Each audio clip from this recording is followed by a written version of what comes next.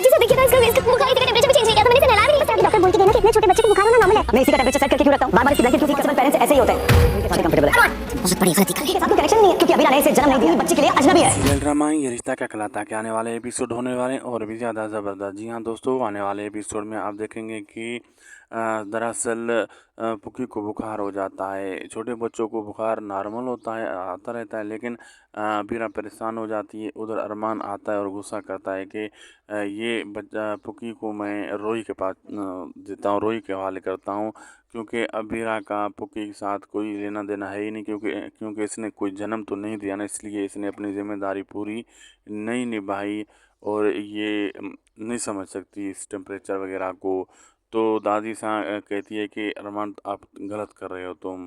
अरमान उससे भी यही कहता है मैं रोही के पास पुकी को छोड़ता हूँ, उधर वो उसकी देखभाल ठीक करेगी। तो गुस्से में दादी एक थप्पड़ भी लगाएगी अरमान को।